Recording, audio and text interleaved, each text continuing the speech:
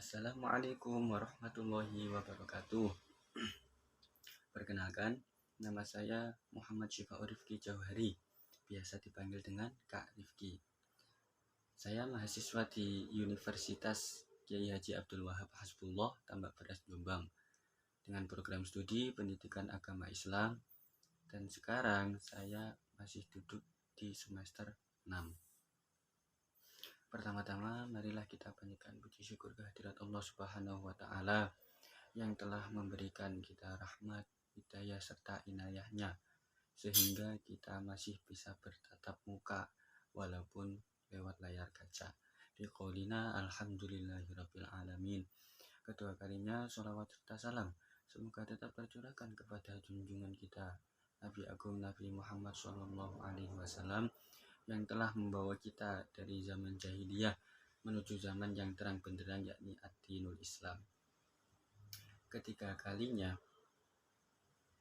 pada kesempatan kali ini atau pada video kali ini, saya akan menarasikan atau berbagi hal-hal penting yang akan saya lakukan ketika saya menjadi seorang guru. Nah, sebelum itu perlu diketahui, menjadi guru itu bukan hanya sekedar pekerjaan, namun sebuah panggilan mulia untuk mendidik dan menciptakan generasi-generasi masa depan. Maka dari itu, menjadi guru itu bukanlah hal yang mudah. Menjadi guru itu hal yang mudah-mudah susah. Makanya ada pepatah yang mengatakan guru itu pahlawan tanpa tanda jasa.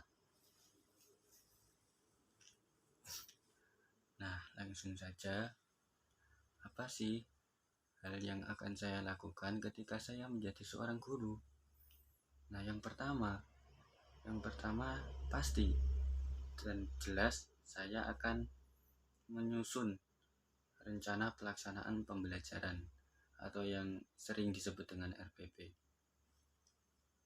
Karena apa? Sesuatu yang tidak direncanakan itu tidak akan sesuai dengan ekspektasi. Kadang yang sudah direncanakan aja tidak sesuai, apalagi yang tidak sama sekali direncanakan.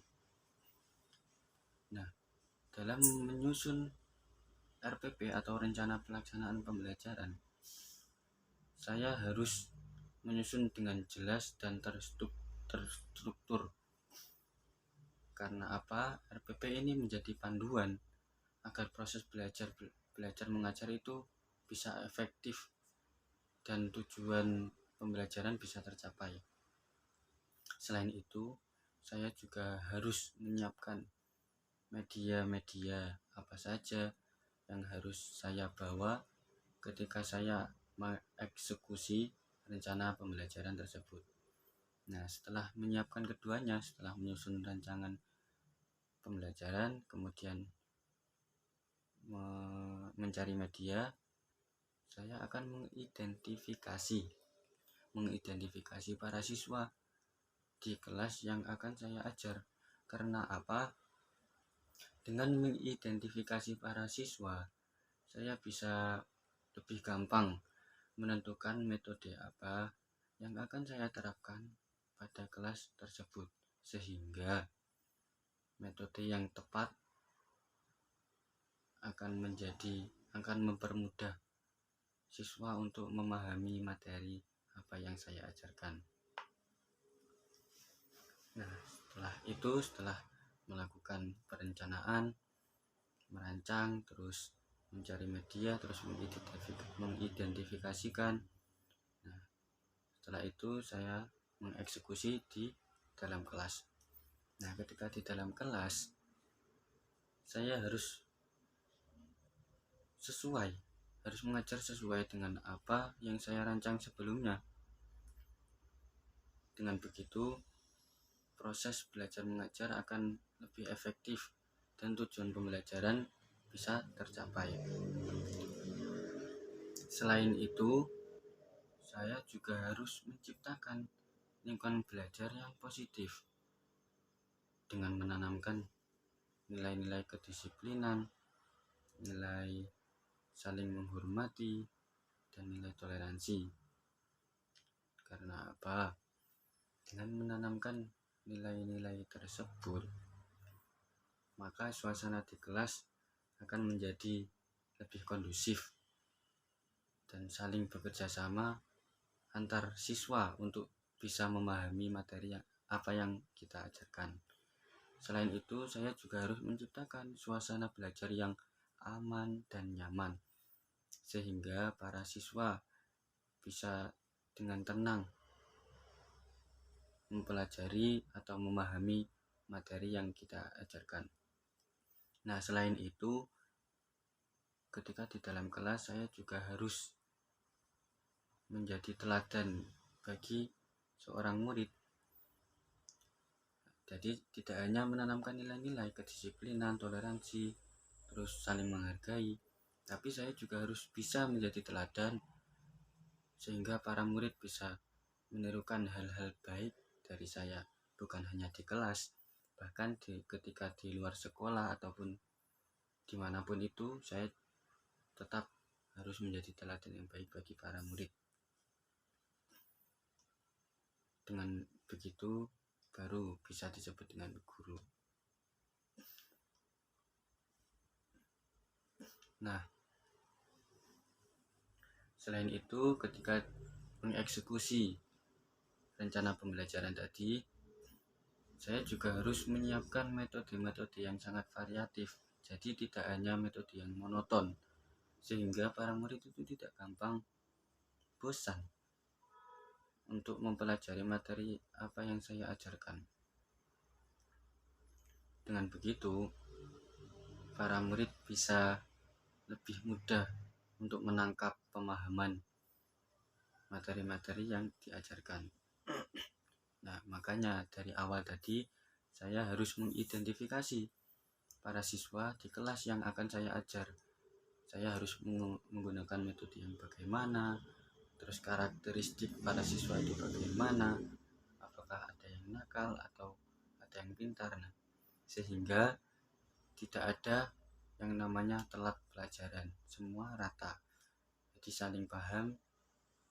Terus gunanya menanamkan nilai saling hormati itu agar para siswa saling bekerja sama untuk memahami materi. Jika ada yang tidak paham, anak yang sudah paham tadi bisa membantu temannya. Nah, metode apa saja yang variatif? Nah, misalnya metode diskusi, metode tanya jawab, praktek, atau penggunaan media audiovisual, misalnya seperti PPT atau kita setelkan video. Dengan begitu siswa tidak akan mudah bosan dan lebih aktif dalam proses pembelajaran. Nah, setelah mengeksekusi, saya perlu mengadakan evaluasi. Apakah pembelajaran yang saya terapkan itu sudah pas? Apakah para siswa sudah paham, sudah menangkap apa yang saya sampaikan pada kelas tersebut? Nah, evaluasi secara berkala untuk mengetahui sejauh mana sih siswa itu memahami materi. Nah, evaluasi ini bisa berupa tugas, bisa berupa kuis ataupun ujian. Ya, dan yang tak kalah penting adalah memberikan umpan balik kepada para murid agar siswa dapat memperbaiki dan meningkatkan kemampuan mereka. Nah, memberikan umpan balik ini tidak boleh sembarangan, harus memberikan umpan balik yang membangun semangat para siswa agar semangat belajar. Nah, evaluasi tadi bisa dilakukan secara berkala, secara harian. Misal ketika saya setelah pertemuan sebelum mengakhiri pembelajaran, saya bisa memberikan kuis atau tebak-tebakan. Nah, sejauh mana sih pemahaman siswa dengan materi apa yang saya ajarkan pada pertemuan tersebut. Nah, kemudian bisa dengan ujian harian atau mingguan. Ujian mingguan. Nah, setiap minggu saya mengadakan ujian untuk mengetes pemahaman para siswa selama seminggu tersebut. Dan ada juga yang setiap 1 semester itu evaluasi dari sekolah. Nah, selain itu, setelah melakukan evaluasi, selain itu saya juga harus membangun komunikasi yang baik dengan para orang tua, dengan para wali murid. Karena wali murid itu harus mengerti bagaimana progres para murid di sekolah, apakah ada peningkatan atau ada masalah atau gimana.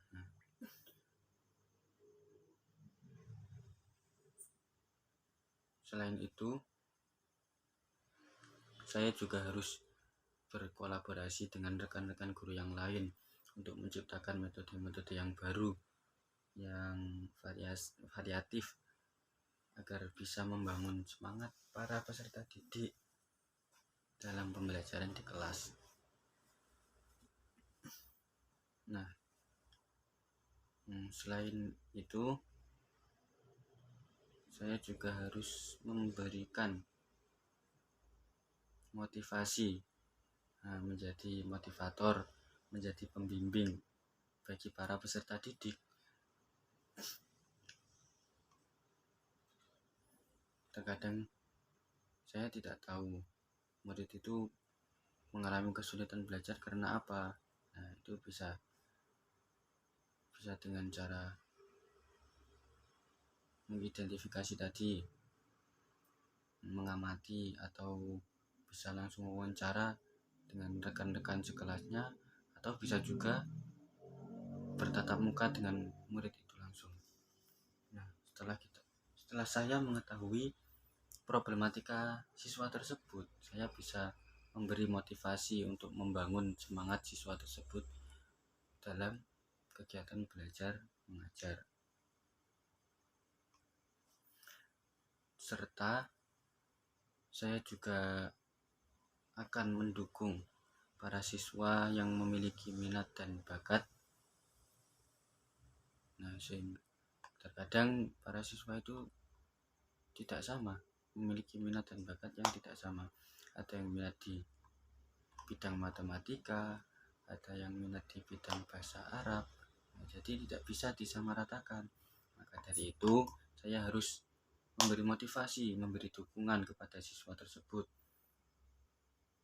dan memberi tempat untuk siswa tersebut mendalami minat dan bakat yang dia miliki.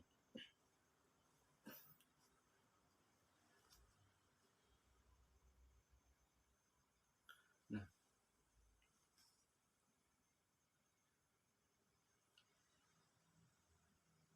setelah itu